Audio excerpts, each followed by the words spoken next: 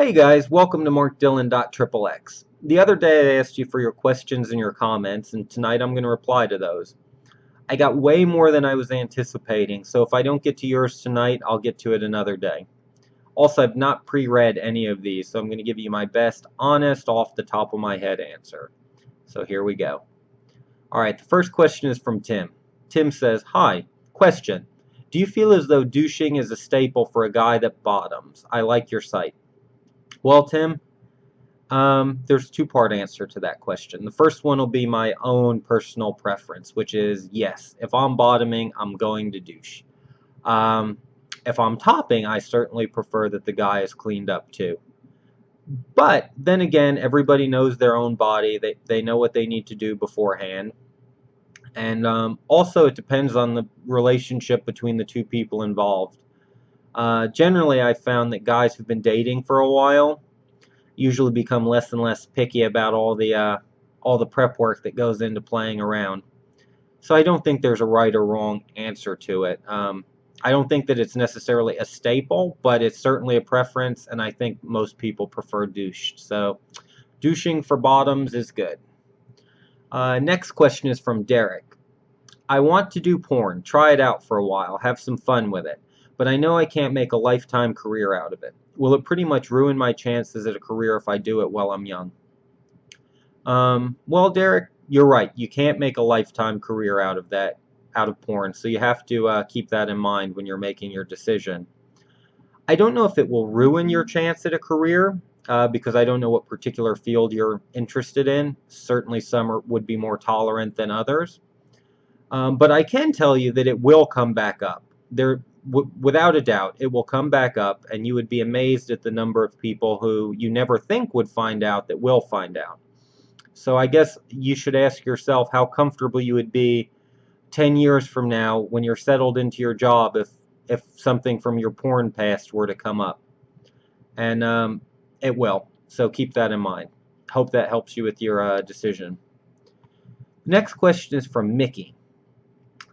Mickey says, do you find it hard dating as a gay porn star? Also, how and would you date a co-star? Mickey, the first part of that question is really easy to answer. It's not hard dating as a gay porn star because I don't date. I've been single for about 2 years. Before that, I had been in a relationship for 7.5 years. Um, long-term relationship, which I enjoyed at the time, but right now I'm really enjoying being single, so I'm not looking to date. As far as would I date a co-star? Absolutely. Um, if I find somebody that I'm compatible with and I'm looking to date, I have no problems with them being in the industry whatsoever. Uh, as to how would I date them, I would probably just keep it very quiet. I wouldn't converse with the person on Twitter or Facebook or broadcast it to the blogs and all of that kind of stuff. I would just, for the longevity of the relationship, I think it would be better keep it quiet. All right, the next question is from Paul. If you could choose one celebrity to make a porn movie with, who would it be? You can't choose another porn star. Well, Paul, um, personally, right now I would say Channing Tatum. I think that boy is ridiculously hot, and I would do just about anything with him. Probably Justin Timberlake too.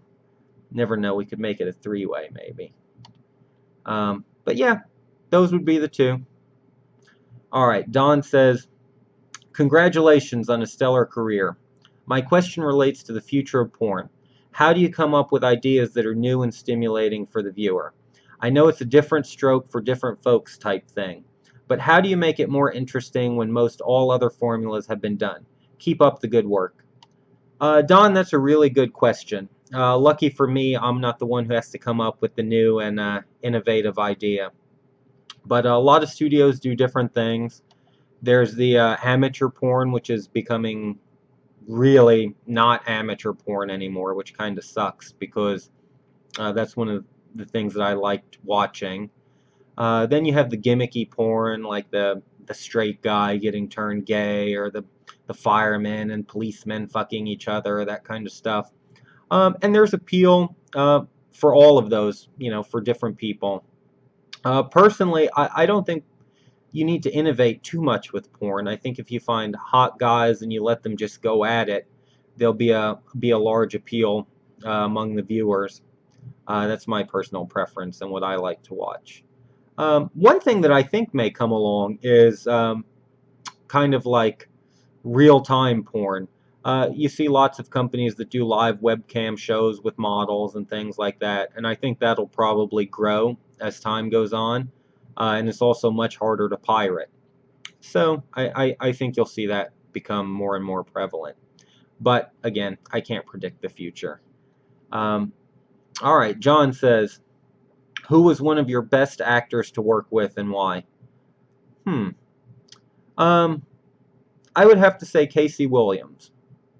And why? Because he's my best friend and I think he's just great. So, yeah, Casey Williams. End of story. No politically correct answer where I say everybody. All right, next question is from Damon.